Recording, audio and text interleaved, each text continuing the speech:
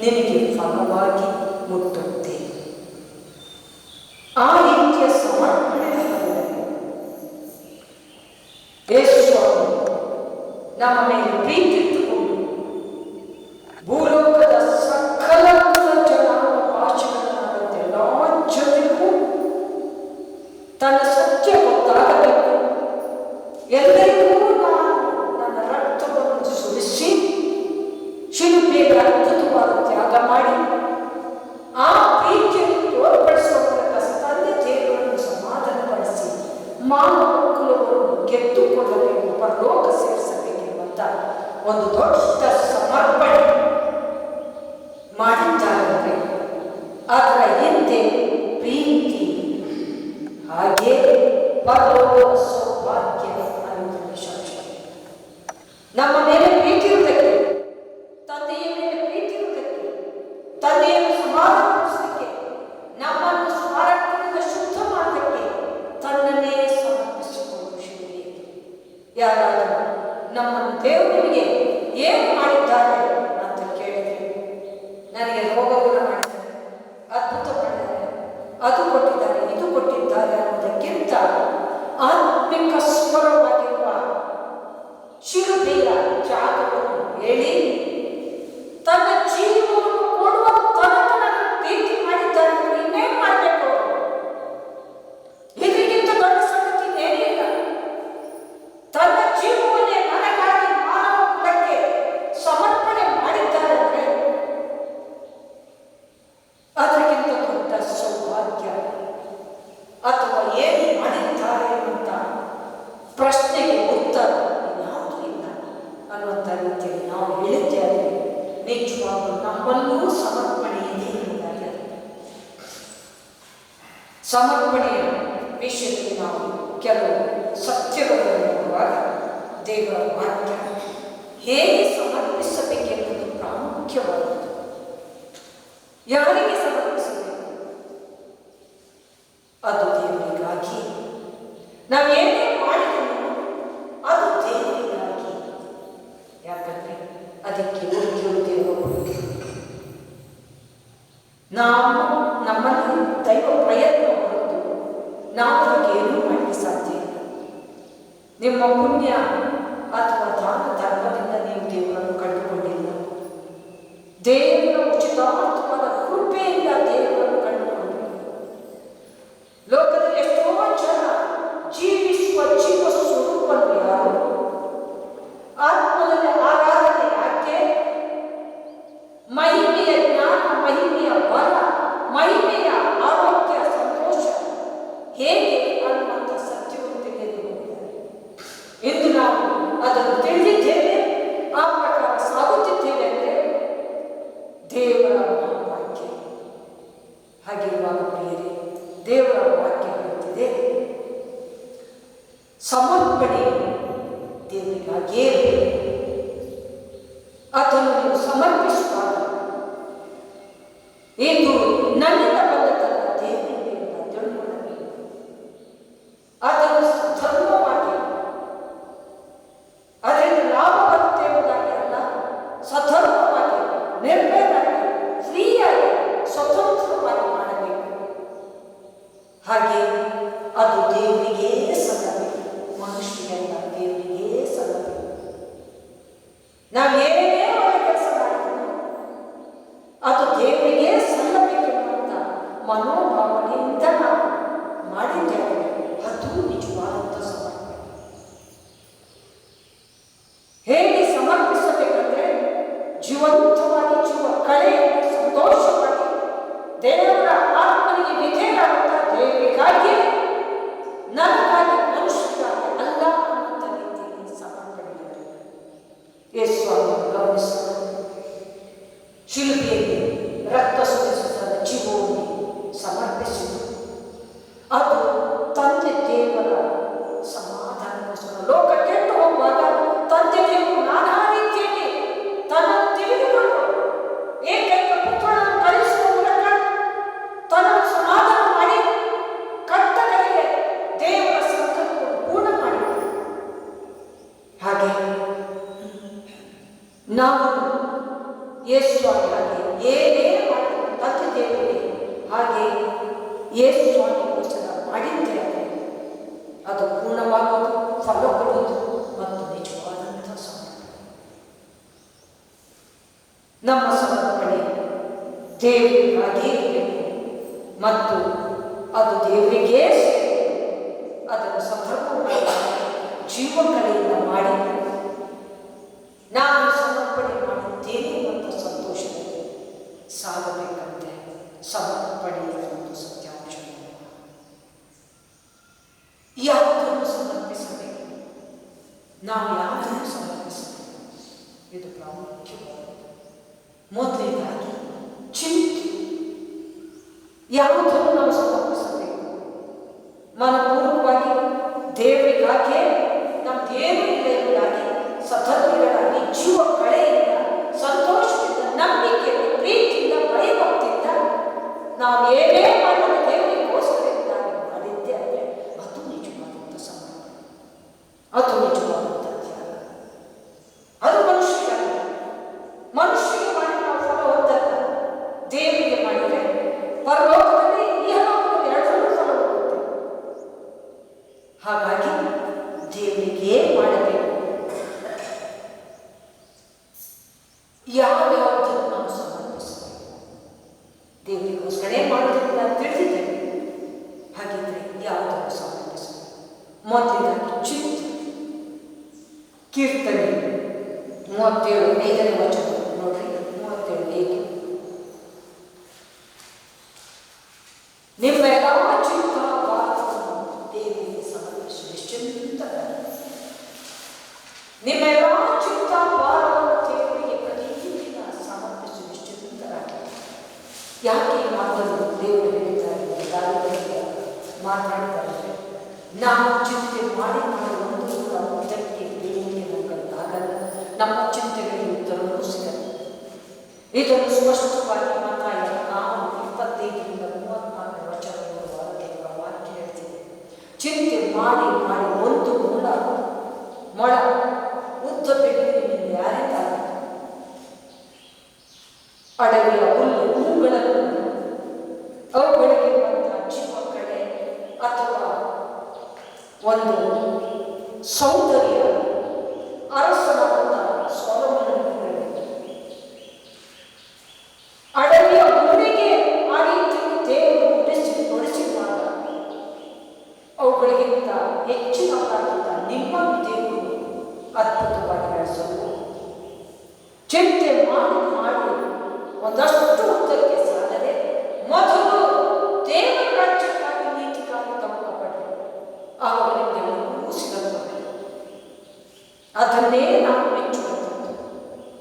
ಮೊದಲು ದೇವರ ರಾಜ್ಯಕ್ಕಾಗಿ ನೀತಿಗಾಗಿ ತಮಕಪಡಿ, ಅವರಿಗೆ ಎಲ್ಲವೂ ಸಿಗಬಹುದು. ಇದರ ಅರ್ಥ ಏನು? ನಾನು ಸ್ಟಾರ್ಟಿಂಗ್ ಸೇವೆ ಏನು ಮಾಡಬೇಕು ಅಂತ ಚಿಂತೆ ಮನೆಯನ್ನು ಡಿಪೆಂಡ್ ಮಾಡಬೇಕು ಅಥವಾ ಜನರನ್ನು ಡಿಪೆಂಡ್ ಮಾಡಬೇಕು.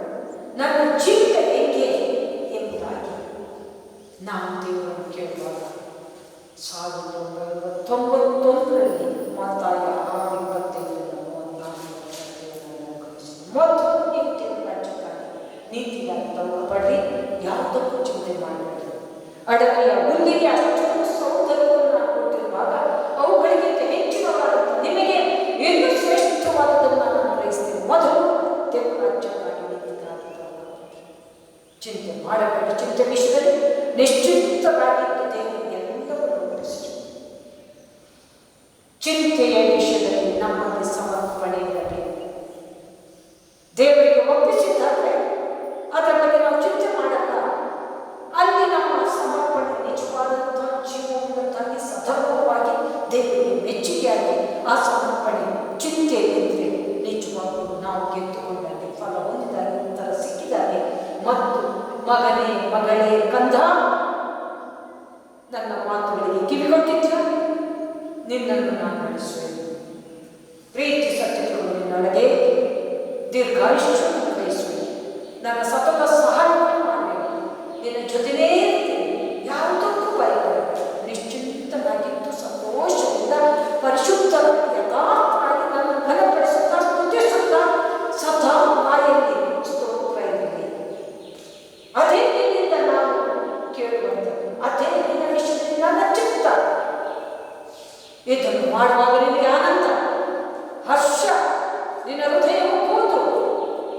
ಹರ್ಷಿಸಿ ಹಕ್ಕಿಗಳಂತೆ ಅರ್ಜುನಂತೆ ಕುಣಿಯುತ್ತಾ ಹಾರಾಡುತ್ತಾ ನಿನ್ನ ಕೆಲಸ ಕಾರ್ಯಗಳನ್ನು ಮುಗಿಸಿ ನನ್ನನ್ನು ಘನಪಡಿಸುವಿ. ಇದು ದೇವರ ವಾಕ್ಯ. ಹಾಗಿದ್ರೆ ಸಮರ್ಪಣೆ ಮಾಡುವಂಥದ್ದು ಪ್ರಥಮವಾಗಿ ಚಿಂತೆ. ನಮ್ಮೆಲ್ಲರಿಗೂ ಚಿಂತೆ ನಮ್ಮನ್ನು ಬೆನ್ನಟ್ಟಿಕೊಂಡು ಕಾಯುತ್ತಾ ಇರುತ್ತೆ. ನಮ್ಮನ್ನು ನಿದ್ದೆ ಮಾಡದೇ ಇರುತ್ತೆ, ನಮ್ಮನ್ನು ಕುಗ್ಗುತ್ತಲೇ ಇರುತ್ತೆ, ಮನಸ್ಸಾಕ್ಷಿಯೊಳಗೆ ಕುಗ್ಗುತ್ತೆ, ದೇವರ ವಾಕ್ಯದಲ್ಲಿ ಕುಗ್ಗುತ್ತೆ, ಅಥವಾ ನಮ್ಮ ಕೆಲಸ ಕಾರ್ಯಗಳಲ್ಲಿ ನಮ್ಮನ್ನು ಕುಗ್ಗುತ್ತಾ ಬೆನ್ನಟ್ಟಿಕೊಂಡು ಬರುತ್ತಾ, ಶತ್ರುವಿಗೆ ಬೆನ್ನಟ್ಟಿಕೊಂಡು ಬರುತ್ತಾ, ಹಾಗೆ ಚಿಂತೆ ಬೆನ್ನಟ್ಟಿಕೊಂಡು ಬರುತ್ತೆ. ಅದಕ್ಕೆ ನಾವು ಏನು ಮಾಡಬೇಕು?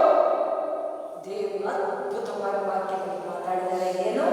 ಕೀರ್ತನೆ 35 ಏನದು? ನಿನ್ನೆಲ್ಲ ಚಿಂತಾಭಾರವನ್ನು ನನಗೆ ವಹಿಸಿಬಿಟ್ಟು ನಿಶ್ಚಿಂತನಾಗಿ ಸಮಾಧಾನವಾಗಿರ್ಲಿಕ್ಕೆ ಆಗ್ತಾ ಇದೆ, ನಿಶ್ಚಿಂತನಾಗಿರ್ಲಿಕ್ಕೆ ಆಗ್ತಾ ಇದೆ. ನಮ್ಮ ಕುಗ್ಗುತ್ತಿರುವ ಚಿಂತೆಗಳು ನಮ್ಮನ್ನು ಏರ್ಪೇರು ಮಾಡಿ ಭಯಕ್ಕೆ ನಡೆಸಿ ನಿಷ್ಠೆಯಿಂದಾಗಿ ಕುಗ್ಗಿಸಿ ನಮ್ಮನ್ನು ಅಧೋಗತಿಗೆ ಸಾಗಿಸ್ತೀವಿ.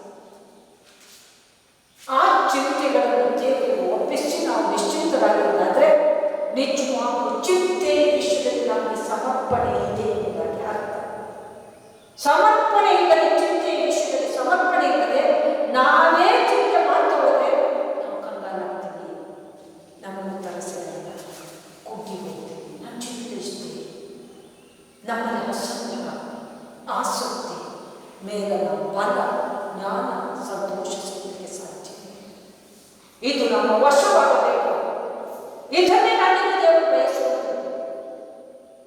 ನಿನ್ನ ಪ್ರಯತ್ನ ಏನು ನಡೆಯಲ್ಲ, ನನ್ನ ಪ್ರಯತ್ನವೇ ನಿನ್ನ ವಿಷಯದಲ್ಲಿ. ಯಾಕಂದ್ರೆ ನಿನ್ನ ಪ್ರತಿಯೊಂದು ವಿಷಯಕ್ಕೂ ನನ್ನ ಸಂಕಲ್ಪ ಉದ್ದೇಶ ಇದೆ. ನನ್ನ ಉದ್ದೇಶ ಸಂಕಲ್ಪ ನೀನು ತಿಳಿದಿಲ್ಲ. ತಿಳಿಯದ ಕಾರಣ ನಿನ್ನ ಚಿಂತೆಯನ್ನೆಲ್ಲ ನನಗೆ ಒಪ್ಪಿಷ್ಟು ನಿಶ್ಚಿತ ಸಮಾಧಾನವಾಗಿ ನಾನು ಅದನ್ನು ಹೊತ್ತುಕೊಳ್ಳುತ್ತೇನೆ. ದೇವರು ಹೇಳುವಂಥ ಮಾತು, ಕಂದ ಅದನ್ನು ನಾನು ಹೊತ್ತುಕೊಳ್ಳುತ್ತೇನೆ ಎಂಬುದಾಗಿ ಹೇಳಬೇಕಿದ್ರೆ ದೇವರಿಗೆ ನಮಗೆ ಎಷ್ಟು ಪ್ರೀತಿ. ಮತ್ತ್ಯಾಕೆ ನಾವು ಚಿಂತೆ ಮಾಡೋದು? ಚಿಂತೆ ಮಾಡಿ ಮಾಡಿ ಒಂದು ಕೂಡ ಉದ್ದಕ್ಕೆ ಬೆಳೆಯೋದು ನಿಮಗೆ ಯಾರಿಂದಾದರೂ ಆಗುತ್ತಾ? ಹಂಗೆ ಒಂದು ಕೂಡ ಉದ್ದಕ್ಕೆ ಬೆಳೀತವರೆ ನಮಗೆ ನಿತ್ಯ ಇಲ್ಲ, ನಮಗೆ ಉತ್ತರ ಇಲ್ಲ, ನಮಗೆ ಬಲಹೀನತೆ, ಕಾಯಿಲೆ, ಕುಗ್ಗುವಿಕೆ, ಮಾನಸಿಕವಾಗಿ ರೋಗನೆ. ಆ ಬಲಹೀನತೆಯನ್ನು ನೋಡಿ ಸೈತಾನ ನಮ್ಮ ಸುತ್ತಲೂ ತಿರುಗುತ್ತಾನೆ ಇರ್ತಾರೆ. ಯಾವಾಗ ಬೇಡಿಸಬೇಕು, ಯಾವಾಗ ಇವರನ್ನು ಕಂಪ್ಲೀಟ್ ನನ್ನ ವಶ ಮಾಡಿ, ಯಾವಾಗ ಇವರಲ್ಲಿರುವ ಒಳ್ಳೆತನವನ್ನು ಕತ್ತುಕೊಳ್ಳಲಿ, ಯಾವಾಗ ಇವರನ್ನು ಹಾಳು ಮಾಡಲಿ, ಯಾವಾಗ ಜೀವದ ನಂಬಿಕೆಯಿಂದ ಜೀವ ಇಲ್ಲದ ನಂಬಿಕೆಗೆ ತರಲಿ, ಯಾವಾಗ ದೇವರ ಪ್ರೀತಿಯಿಂದ ತಪ್ಪಿಸಲಿ, ಯಾವಾಗ ಅದ್ಭುತವಾದ ಕೃಪೆಯಿಂದ ತಪ್ಪಿಸಲಿ ಎನ್ನುವಂಥ ಯೋಚನೆಗೆ ಸಾಗಿ ನಾವು ಬೇಯಿಸುವ ತನಕ, ಹಾಳು ಮಾಡುವ ತನಕ, ಅವನ ವಶ ಮಾಡುವ ತನಕ ಅವನಿಗೆ ನೆಮ್ಮದಿ. ನಾವು ಚಿಂತೆ ಮಾಡುತ್ತಾ ಹೋದರೆ ಅದೊಂದು ಪಾಪಕ್ಕೆ ದಾಸರಾದರೆ ಅದರಿಂದ ಹೊರಗೆ ಬರೋದು ಬಹಳ ಕಷ್ಟ. ಹಾಗಿದ್ರೆ ಚಿಂತೆಯನ್ನು ಪಾಪ ಅಂದರೆ ಸಂಶಯವೇ ಇಲ್ಲ. ಚಿಂತೆ ಮಾಡಿ ಪಾಪ ಎನ್ನುವಂಥ ದಾಸತ್ವಕ್ಕೆ ಹೋಗಿ ಆ ದಾಸತ್ವದಿಂದ ಹೊರಗೆ ಬರಬೇಕಿದ್ರೆ ನಮ್ಮ ಕೈಯಲ್ಲಿ ಆಗಲ್ಲ. ಯಾಕೆಂದರೆ ಮನುಷ್ಯ ಬಲಹೀನ, ಮಹಿಮೆಯ ಬಲ ಸತ್ಯದ ವಿಷಯದಲ್ಲಿ ನಮಗೆ ಸಿಕ್ಕಿರುವಾಗ ಚಿಂತೆ ಮಾಡೋದನ್ನು ಬಿಡಬೇಕು. ಚಿಂತೆಯ ವಿಷಯದಲ್ಲಿ ನಮಗೆ ಅದ್ಭುತವಾದಂಥ ಸಮರ್ಪಣೆ ಇರಬೇಕು. ಚಿಂತೆಯನ್ನು ದೇವರಿಗೆ ಒಪ್ಪಿಸಿ ನಿಶ್ಚಿಂತರಾಗಿರುವುದೇ ಸಮರ್ಪಣೆ. ಮಾಡಲಿಕ್ಕಾಗುತ್ತಾ? ಮಾಡಿದ್ರೆ ಗೆದ್ದೇವು ಎಂಬುದಾಗಿ. ಮಾಡದಿದ್ರೆ ನಾವೇ ನೆತ್ತಗೆ ಹೀನವಾಗಿ ಮಾಡಲಿಕ್ಕೆ ಆಗುತ್ತೆ ಎಂಬುದಾಗಿ ಕೈ ಎತ್ತಿದ್ರ ಆಮೇಲೆ ನಮ್ಮೆಲ್ಲರಿಗೂ ಮಾಡಲಿಕ್ಕೆ ಆಗುತ್ತೆ. ಆಗುತ್ತೆ. Praise you master, because his ಬಲದಿಂದ ನಾವು ಕೈ ಎತ್ತಿದ್ದೇವೆ ಹೊರತು that is not our strength, his strength. ಅವರ ಪ್ರಯತ್ನ, ಅವರ ಬಲ ನಮ್ಮೊಳಗೆ ಸಾಗುವಾಗ ನಿಜವಾಗಲೂ ನಮ್ಮ ಕೈಗಳು ಎತ್ತಲ್ಪಡಬೇಕು. ಹೀಗೆ ಚಿಂತೆಯನ್ನು ನಾವು ಸಮರ್ಪಿಸಬೇಕೆಂಬುದಾಗಿ ನಾವು ಹೇಳ್ತೀವಿ. ಕೀರ್ತನೆ 35 ಮತ್ತಾಯ 25-34 ಚಿಂತೆಯಿಂದ ಏನೂ ಆಗಲ್ಲ. ಅಡವಿಯ ಹುಲ್ಲುಗಳನ್ನು ನೋಡಿ ಅವರು ಚಿಂತೆ ಮಾಡಲ್ಲ. ಆವತ್ತಿನ ಕಾರಣ ಅವತ್ತಿಗೆ ಸಾಧ್ಯವಿಲ್ಲ. ಆರಾಮಾಗಿ ಹಾರಾಡ್ತಿದ್ದಾರೆ. ಕೊಯ್ಯುವುದಿಲ್ಲ, ಕೂಡಿಡುವುದಿಲ್ಲ. ಆಧ್ಯಾತ್ಮಿಕ ಲೋಕದಲ್ಲಿರುವ ದೇವರು ಅವುಗಳನ್ನು ಸಾಕಿ ಸಲಹಿದ್ದಾನೆ ಅಂತ ಪೂರ್ಣವಾದ ನಂಬಿಕೆ ಅವುಗಳಿಗೆ ಇರುವುದರಿಂದ ನಾವು ಜೀವವುಳ್ಳದ್ದಾಗಿ ಏನು ಮಾಡುತ್ತಿದ್ದೇವೆ? ನಮ್ಮ ನಂಬಿಕೆ ಹೇಗಿದೆ? ಚಿಂತೆ ಮಾಡಿ ಹೋಗ್ತಿದ್ದೇವೋ ಅಥವಾ ಅಡವಿಯ ಹೂವಿನಾಗೆ ಪಶು ಪಕ್ಷಿಗಳಿಗೆ ನಿರ್ಭಯರಾಗಿ ಸಾಗುತ್ತಿದ್ದೆವು? ಇದು ಪ್ರಾಮುಖ್ಯವಾದಂಥ ವಿಷಯ. ನಮ್ಮನ್ನು ಈ ಬೆಳಗಿನ ಜಾವದಲ್ಲಿ ದೇವರು ಕೇಳುವಂಥ ಪ್ರಶ್ನೆ ಇದೆ. ದೇವರ ನಮ್ಮನ್ನು ಎಚ್ಚರಿಸುವಂಥ ಪ್ರಶ್ನೆ ಇದೆ. ಈ ವಿಷಯದಲ್ಲಿ ಸಮರ್ಪಣೆ ಮಾಡಿದ್ದು ಇವತ್ತಿನಿಂದ ಆದಷ್ಟು ಒಂದೊಂದಾಗಿ ಚಿಂತೆಯನ್ನು ನಿಶ್ಚಿಂತವಾಗಿರೋಣ.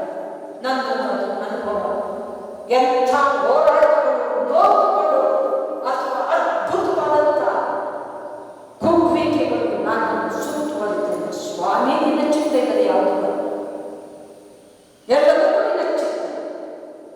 ಆದ್ದರಿಂದ ಈ ಟೈಮಲ್ಲಿ ನನ್ನ ದೇಹ, ಪ್ರಾಣವನ್ನು ನಿನಗೆ ಒಪ್ಪಿಸ್ತೀನಿ. ನಿಶ್ಚಿಂತನಾಗಿ ನಿದ್ದೆ ಮಾಡ್ತೀನಿ. ನನಗೆ ಸಹನೆ, ತಾಳ್ಮೆ ಕೊಡು. ನನ್ನಷ್ಟೇ ಸಹ ನಮ್ಮ ಹೋರಾಟದಲ್ಲಿ ನನಗೆ ಸಹನೆ, ತಾಳ್ಮೆ ಕೊಡು ಎಂಬುದಾಗಿ ನಿನ್ನ ಪ್ರಯತ್ನ ಸಹನೆ, ತಾಳ್ಮೆಯಲ್ಲಿ ನನ್ನೊಳಗೆ ನಡೆಯಲಿ ಎಂದಾಗಿ ನಮ್ಮ ನೋವಿನಲ್ಲಿ, ಹೋರಾಟದಲ್ಲಿ, ಕಷ್ಟದಲ್ಲಿ, ಶ್ರಮೆಯಲ್ಲಿ ಕೇಳಿದ್ದೇವೆ. ನಾವು ನಿರ್ಭಯರಾಗಿರ್ತೀವಿ. ಚಿಂತೆ ಮಾಡಲ್ಲ. ಅದಕ್ಕೆ ಪಕ್ಕ ಬೇಗ ಬರ್ತದೆ. ಇದು ನನ್ನ. ಆದ್ದರಿಂದ ಪ್ರಿಯರೇ, ಚಿಂತೆಯಲ್ಲಿ ನಮ್ಮ ಸಮರ್ಪಣೆ ಇರಲಿ. ಎರಡನೇದಾಗಿ ನಾವು ನೋಡುವಾಗ ಜ್ಞಾನೋಕ್ತಿ 16 ವಚನ, ನಿಮ್ಮ ಯಾವುದೇ ಕಾರ್ಯಭಾರಗಳಿರಲಿ ಆದರೆ ನನಗೆ ವಹಿಸಿದ್ರೆ ನಿಮ್ಮ ಉದ್ದೇಶಗಳು ಸಫಲವಾಗುವುದು. ನಿಮ್ಮೆಲ್ಲ ಕಾರ್ಯಭಾರವನ್ನು ನನಗೆ ವಹಿಸಿದ್ದರೆ ನಿಮ್ಮ ಉದ್ದೇಶಗಳನ್ನು ನಾನು ಸಫಲ ಮಾಡುತ್ತೇನೆ ಕಂದ. ಯಾವುದಕ್ಕೂ ನಿನ್ನ ಜೀವಿತದ ಗುಟ್ಟು, ನಿನ್ನ ಜೀವಿತದ ಸಂಕಲ್ಪ, ನಿನ್ನ ಜೀವಿತದ ಉದ್ದೇಶ, ನೀನು ಯಾವಾಗ, ಹೇಗೆ, ಎಲ್ಲಿ, ಏನೇನು, ಇದೆಲ್ಲ ನಿನ್ನ ಗುಟ್ಟು ನನ್ನಲ್ಲಿ. ಆದ್ದರಿಂದ ನಿನ್ನ ಕಾರ್ಯಭಾರವನ್ನು ಪ್ರತಿದಿನ ನನಗೆ ವಹಿಸಿ ನಿಶ್ಚಿಂತನಾಗಿ ನಿನ್ನ ಉದ್ದೇಶಗಳನ್ನು ಸಫಲ ಮಾಡ್ತೇನೆ. ನಮ್ಮ ಒಬ್ಬೊಬ್ಬರ ವಿಷಯದಲ್ಲಿ ದೈವೋದ್ದೇಶ ಅದು ಚಿತ್ತಾನುಸಾರವಾಗಿ ನೆರವೇರಬೇಕಿದ್ರೆ ನಾವು ನಮ್ಮದೇನೂ ಅಲ್ಲ, ದೇವರ ದಾಸ ಎಂಬುದಾಗಿ ದೇವರ ಮೇಲೆ ಪ್ರೀತಿ ಇಟ್ಟುಕೊಂಡು ನನ್ನದು ನಿನ್ನದೇ, ನಿನ್ನದು ನನ್ನದೇ ಎಂಬುದಕ್ಕೆ ದೇಹ ಪ್ರಾಣ ದೇವರು ಒಪ್ಪಿಸ್ತಾರೆ. ಆವಾಗ ನಮ್ಮ ಕಾರ್ಯಭಾರವನ್ನೆಲ್ಲ ದೇವರು ಹೊತ್ತುಕೊಂಡು ಅದನ್ನು ಸಫಲ ನಮ್ಮನ್ನು ಅದ್ಭುತವಾಗಿ ಪ್ರೀತಿಸಲಿಕ್ಕೆ ಶಕ್ತರಾಗಿದ್ದಾರೆ. ಹಾಗೆ ಎಲ್ಲ ಸಹಾಯ ದೇವರಿಂದಲೇ ಸ್ಪಷ್ಟವಾಗಿ ನಮಗೆ. ಅದಕ್ಕೆ ಭಕ್ತನಾದಂಥ 21 ಕೀರ್ತನೆ 1ರಲ್ಲಿ ನನ್ನ ಸಹಾಯ ಎಲ್ಲಿಂದ ಬರುವುದು? ಭೂಮಿ ಆಕಾಶವನ್ನು ಮಾಡಿದ ದೇವರಿಂದಲೇ ನಡೆಸ್ತಾರೆ.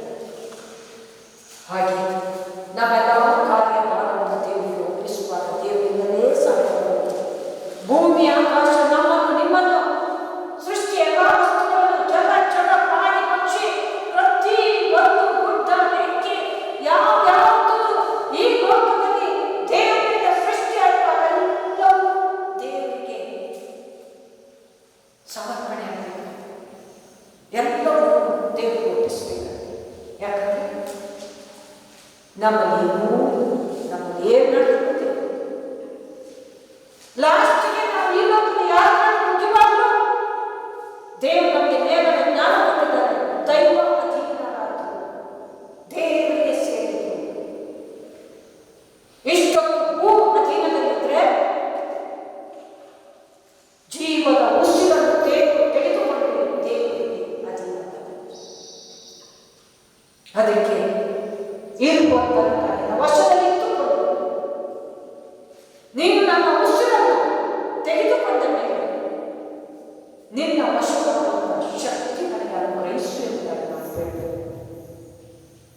ಅನ್ಯೋನ್ಯತೆ ದೇವರಲ್ಲಿ ನಮಗೆ ಸದಾ ಇರಬೇಕು. ಆ ವಿಷಯದಲ್ಲಿ ನಾವು ಚಿಂತಿಸಿದಾಗ ನನ್ನ ಆಯುಷ್ಕಾಲ ಸ್ವಲ್ಪ ಎಂಬುದಾಗಿ ಭಾವಿಸಿ ಭಯಪಡೋದು. ನಾವು ಒಬ್ಬೊಬ್ಬರ ವಿಷಯದಲ್ಲಿ ದೇವರಿಗೆ ಒಂದು ಸಂಕಲ್ಪ ಚಿತ್ತ ಇರುವುದಿಲ್ಲ.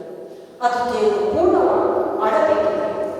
ನಾವು ಚಿಂತೆ ಮಾಡಿದಾಗ ನಮ್ಮದನ್ನೆಲ್ಲ ದೇವರಿಗೆ ವಹಿಸಿಕೊಂಡು ನಿಶ್ಚಿಂತರಾಗಿ ಹೀಗೆ ನಮ್ಮ ಕಾರ್ಯಭಾರವನ್ನು ದೇವರಿಗೆ ವಹಿಸಿ ನಿಶ್ಚಿಂತರಾಗಿದ್ದೇ ಆದರೆ ದೇವರಿಂದ ನಾವು ಸಫಲವನ್ನು ಹೊಂದಬಹುದು, ಉತ್ತರವನ್ನು ಹೊಂದಬಹುದು. ಆದರೆ ನಾವು ಸಂತೋಷವನ್ನು ಎಂಬುದಾಗಿ ಜ್ಞಾನಕ್ಕೆ 16 ವಚನದಲ್ಲಿ. ಇನ್ನು ರೋಮ 12 ವಚನದಲ್ಲಿ ನಾವು ನೋಡುವಾಗ, ನೀವು ನಿಮ್ಮ ನಿಮ್ಮ ದೇಹ ಪ್ರಾಣಗಳನ್ನು ನನಗೆ ಸಜೀವ ಯಜ್ಞವಾಗಿ ಸಮರ್ಪಿಸಿರಿ. ಇದು ವಿವೇಕಪೂರ್ವವಾದಂತಹ ಆರಾಧನೆಯನ್ನು ನಾವು ಕಾಯಕದಂತೆ ಕೆಲಸದಂತೆ ಮಾಡಿದರೆ ಅಥವಾ ದೇವರಿಗೆ ನಾವು ಹಣ್ಣು ಹಂಪಲುಗಳನ್ನು ಕೊಟ್ಟು ಉತ್ಪತ್ತಿಯ ಹೊಗೆಯಿಂದ ದೇವರನ್ನು ಸಂತೋಷಪಡಿಸ್ತೇನೆ ಅಂದರೆ ಅದೊಂದು ಕೆಲಸ ಅಥವಾ ಈ ಲೋಕದ ನಂಬಿಕೆ. ಆದರೆ ಜೀವಂತವಾದ ಮೇಲ್ಲೋಕದ ನಂಬಿಕೆ ಎಂದರೆ ನಮ್ಮನ್ನೇ ದೇವರಿಗೆ ಸಜೀವ ಯಜ್ಞವಾಗಿ ಸಮರ್ಪಿಸಿ ವಿವೇಕಪೂರ್ವವಾದಂಥ ಭಕ್ತಿಯನ್ನು ಆರಾಧನೆಯನ್ನು ಮಾಡಿ ದೇವರನ್ನು ಸಂತೋಷಪಡಿಸುವ ಮೂಲಕ ಅಂಥ ಧೂಪ, ಅಂಥ ಉತ್ಪತ್ತಿಯ ಹೊಗೆ ದೇವರಿಗೆ ಏರಿಸುವುದು ಅದು ನಿಜವಾದಂಥ ಆರಾಧನೆ. ಮನುಷ್ಯ ಮಾಡಿದಂಥ ಉತ್ಪತ್ತಿಯ ಹೊಗೆ ದೇವರಿಗೆ ಬೇಕಾಗಿಲ್ಲ. ಮನುಷ್ಯನನ್ನೇ ಸಮರ್ಪಿಸಿ ದೇವರಿಗೆ ಐಕ್ಯವಾಗುವಂಥ ಒಂದು ಧೂಪ ದೇವರಿಗೆ ಬೇಕಾಗಿದೆ. ಅದಕ್ಕೋಸ್ಕರ ನಾವೇ ಉತ್ಪತ್ತಿ ಆಗಬೇಕು, ನಾವೇ ಹತ್ತಿ ಉಳಿಬೇಕು, ನಾವೇ ಆತ್ಮದಲ್ಲಿ ಆರಾಧನೆ ಮಾಡಬೇಕು. ನಮ್ಮ ಆತ್ಮ ದೇವರ ದೀಪವಾಗಿದೆ. ಆ ಆತ್ಮವಾದ ದೇವರ ದೀಪವನ್ನು ನಾವು ಪ್ರತಿ ಸಂದರ್ಭದಲ್ಲೂ ಉರಿಸುತ್ತಲೇ ಇರಬೇಕಂದ್ರೆ ನಮಗೆ ಪರಿಶುದ್ಧತೆ ಯಥಾರ್ಥತ್ವ. ಹಾಗೆ ನಮ್ಮ ದೇಹ ಪ್ರಾಣವನ್ನು ದೇವರಿಗೆ ಮೀಸಲಾಗಿಟ್ಟು ಆ ರೀತಿಯ ಸಜೀವ ಯಜ್ಞವನ್ನು ಸಮರ್ಪಿಸುತ್ತೇವೆ. ರೋಮ 12 ವಚನಗಳ ಪ್ರಕಾರ ಅದು ವಿವೇಕಪೂರ್ವವಾದಂತಹ.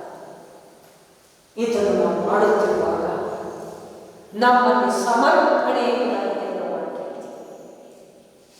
ಎಂಥ ಸಮರ್ಪಣೆ ನಮ್ಮಲ್ಲಿದೆಯೋ ಆರಾಧನೆ ಮಾಡುವಾಗ ನಮ್ಮನ್ನು ಮರೆತು ಬಿಡ್ತೀವಿ.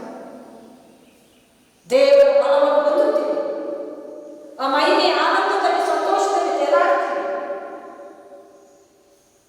ಇದು ವಿವೇಕಪೂರ್ವವಾದ ಆರಾಧನೆ.